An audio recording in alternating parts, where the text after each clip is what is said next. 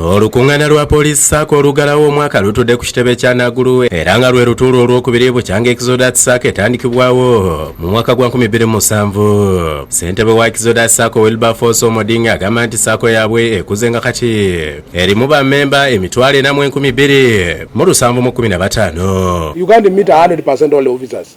Some are on duty, some are on passive leave, some.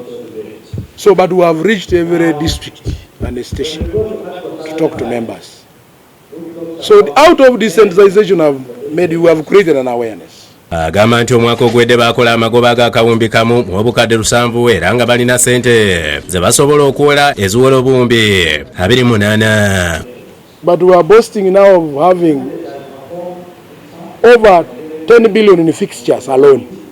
And then in the operational account, we are having every other time 4 to 5 billion. Akola ku mbeera y'abasirikale IGP Charles Birungi agamba nti Sacco eyambye ku nkulaakulana y'abasirikale. I would like to recognize that the new board currently you have done a lot and some of the objectives are being realized, and more especially in terms of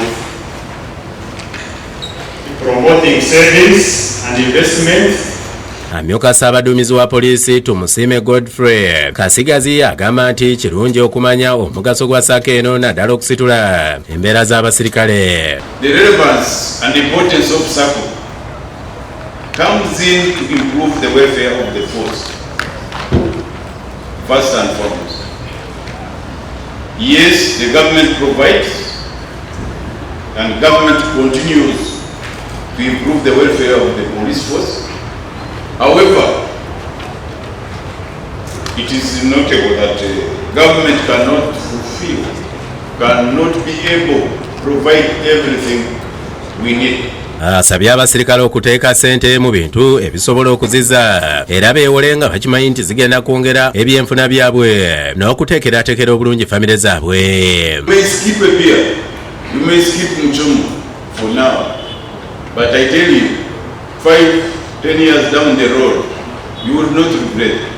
So, I want you to interest your subordinates so that we get something close to 100% membership. Mutebi Sulaiman yakusakidde egguli lino.